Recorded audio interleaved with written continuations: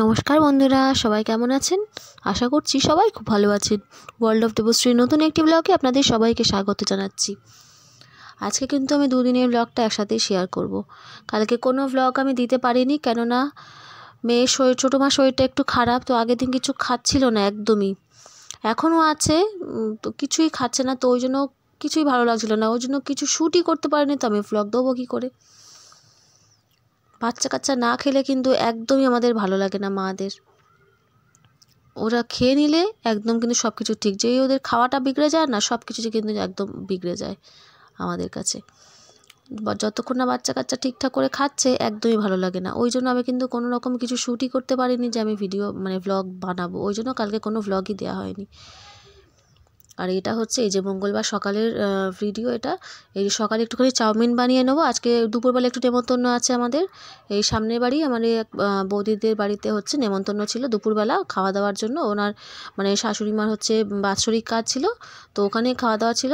তো ওই জন্য সকালে চাউমিন বানিয়ে নিয়েছিলাম জলখাবারে। দুপুরবেলার জন্য কোনো রান্না করতে হয়নি, রাতের জন্য একটুখানি সামান্য এই যে একটু তরকারি করে রেখেছিলাম। এখানে ওলকপি, আলু, গাজর, ফুলকপি আছে সামান্য একটু দিয়ে, ধনেপাতা, সব কিছু দিয়ে একটা তরকারি করছে, একটু ঝোল ঝোল মতো করে রাখবো রাতে খাওয়ার জন্য।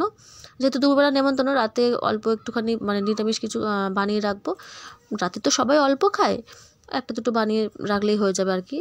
এই তরকারিটা করছিলাম, আর একটুখানি বেগুন ভেজে নিয়েছি। এই যে বেগুন ভাজা আর এই তরকারিটা ভেবেছিলাম। আর এখানে গরম জল হচ্ছে, মেয়েকে চান করাবো ওই জন্য। তো এইটুকুনি করেছিলাম আর কি রান্নাবান্না, তো সেরকম কিছু আর করিনি।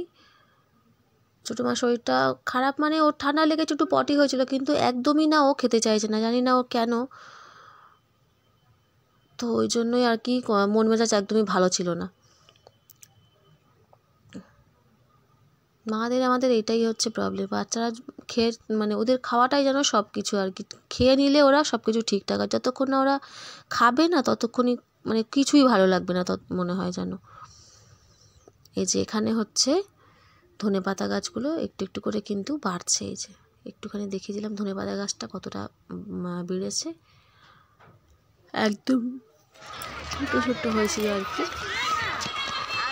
একটুখানি মেয়েকে একটুখানি স্কুলে গেছিলাম আজকে আমি, ওর বাবাই নিয়ে আসতে চায়। আজকে আমি গেছিলাম হচ্ছে একটু ওই পেমেন্টের প্রবলেম হচ্ছিলো অনলাইনে, তো একটু সেইটা ঠিকঠাক করার জন্য স্কুলে গেছিলাম। তো সলভ হয়ে গেছে প্রবলেমটা।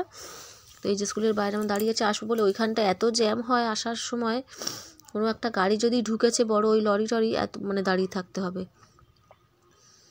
ওই জায়গাটা প্রচুর জ্যাম হয় আসার সময়। স্কুল ছুটির সময় তো প্রচুর গাড়িও ঢোকে। যে সন্ধেবেলা আমরা ওখানে চা খাচ্ছি বসে।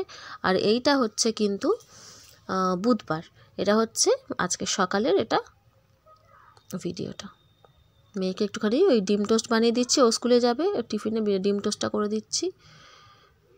ডিম টোস্ট দিয়ে দেবো, আর একটু কিছু দিয়ে দেবো, কলা হোক বা কেক হোক কিছু, এটা দিয়ে দিলেই আর কি ওর হয়ে যাবে মোটামুটি টিফিন। যেহেতু দুটো টিফিন হয় ওর, এই দুটোই দিয়ে দিই, একটা একটু ভারী খাবার আর একটা একটু হালকা খাবার দিয়ে দিলেই ও হয়ে যায়। এই যে ডিম টোস্টটা আমার হয়ে গেছে। এই ডিমটার মধ্যে না আমি একটুখানি কিন্তু দুধ দিই, একটুখানি দুধ দিয়ে দিই, এটা বেড়েও যায় আর ভালোও লাগে খেতে। এটা আমি জানতাম না, আমি একটা ভিডিও দেখেই কিন্তু এটা শিখেছি। ডিমের মধ্যে একটুখানি দুধ দিয়ে দিই, দিলে একটু বেশ বেড়েও যায় পরিমাণটা। দিয়ে এই টোস্টটা ওই 4টের বেশি তো খাবে না, ওই তাও আবার সাইডগুলো ছিঁড়ে ছিঁড়ে নিই আর কি, তা নাহলে পুরোটা দিলে তো ওই শক্ত হয়ে থাকবে, সাইডটা খাবে না। আর এখানে এই যে একটু মেথি শাক ভেজে নেবো। এই শাকগুলো কিন্তু ওই যে মা পাঠিয়েছিল ও বাড়ি থেকে, সেই আমাদের বাগানের চাষ করা শাক, নিজেদের বাগানের চাষ করা শাকের কিন্তু টেস্টই আলাদা। বেগুন একটু আগে ভেজে রেখেছিলাম আর কি, তো সেই বেগুনটাই দিয়ে দেবো, ছোটো ছোটো করে মা কেটে দিয়েছিল। সেই বেগুনের সাথে কিন্তু মেথি শাক খেতে কিন্তু বেশ ভালো লাগে। বেশিরভাগ আমরা কিন্তু বেগুন দিয়েই খেয়ে থাকি, খুব কম আলু দিয়ে খাওয়া হয়, তা নাহলে বেগুন দিয়েই মেথি শাকটা বেশি ভালো লাগে খেতে।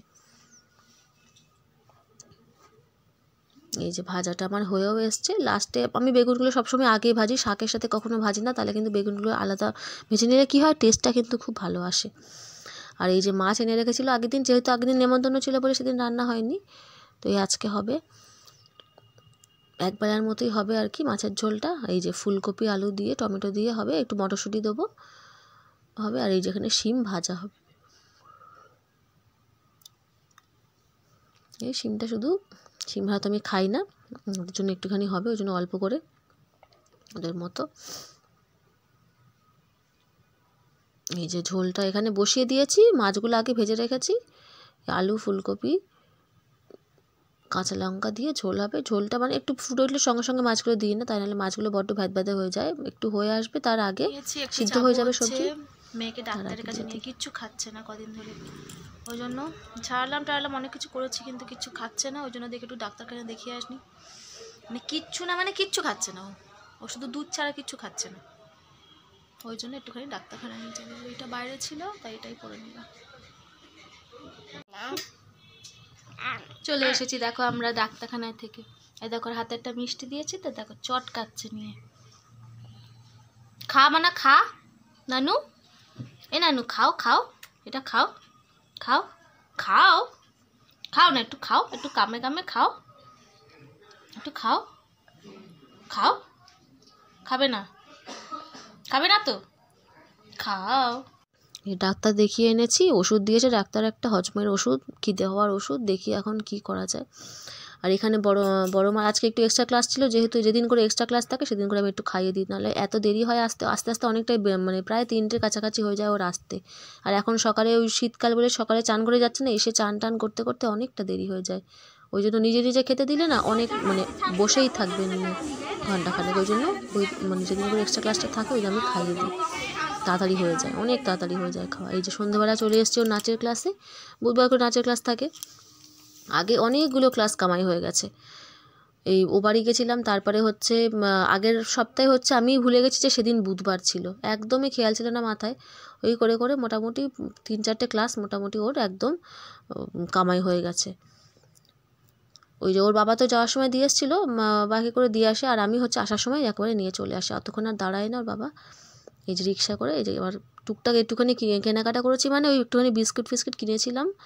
আর মেয়ে ওই যে একটা কাঁচি মতো দেখা যাচ্ছে ওর হাতে, ওটা হচ্ছে পেন, ওইখানেই আসার পথে একটা দোকান পড়ে, সব রকমের জিনিস আর কি আছে, বাচ্চাদের বায়নার সব রকমের জিনিস আছে, ওই একটুখানি করে দেখে কেনে। আমি বলেছি এ সপ্তাহে দিচ্ছি, সামনের সপ্তাহে চাইবে না, বললো ঠিক আছে মা এবারে দাও, পরের দিন আর দিতে হবে না, আবার তারপরের দিন দেবে, এটাও বলে দিচ্ছে যে তারপরের দিন দেবে। এই যে ছোটো মা তো একটুও ভাত খায়নি, ওই একটু কলা নিয়ে এসেছি, 1-2 গাল মনে হয় নিয়েছে কি নেয়নি তার ঠিক নেই, খাইনি ভাত, একদমই খাচ্ছে না, আমি বুঝতে পারছি না যে ওর কী অবস্থা, কদিন ধরে একদমই খেতে চাইছে না। বাচ্চাদের এরকম হয় মাঝে মাঝে, কিন্তু ও খাচ্ছে না, মানে একদমই খেতেই চাইছে না, কিছুই খাওয়াতে পারছি না, ওই জন্য নেমে চলে যাচ্ছে, আগে ওই জায়গাটা একটু নিচু মানে থেমে যেত, এখন আবার সোজা নেমে চলে যাচ্ছে সিঁড়ির ওখানে, বাবা ধরে ধরে নিয়ে আসছে, এই যে ও যতবার আনছে আবার চলে যাচ্ছে। ওই একটুখানি কলা খাইয়ে দিয়েছিলাম, ও নিজেই খেয়েছে, ওর বাবা অনেক কাণ্ড করে এটা সেটা করে করে নিজেও খাচ্ছিল আর ওকেও খাওয়াচ্ছিল আর কি, মানে দেখে দেখে যাতে খায় আর কি বাচ্চা, সেই কারণে। বাচ্চাদের খাওয়ানোটা যে কী মানে ঝামেলাকর জিনিস, আর কতটা যে পরিশ্রম করতে হয় বাবা মাদের বা বাড়ির আর সবাইকে, এর তো আমাদের বাড়িতে তো সবাই পরিশ্রম করে, ঠাম্মা দাদুর থেকে শুরু করে সবাই তার পেছনে লেগেই থাকে সারাক্ষণ, মানে খাওয়ার পেছনে, যে যাতে ও খেয়ে নেয় একটু, এরকম করে না, এই কদিন হলো একটু এরকম করছেও, আশা করি ঠিকঠাক হয়ে যাবে আবার কিছুদিনের মধ্যেই, দেখা যাক যতদিন ধরে বেঁধে টুকটাক একটুখানি তো খাওয়ানো যায়, যতদিন না সারছে ততদিন মানে শান্তি নেই।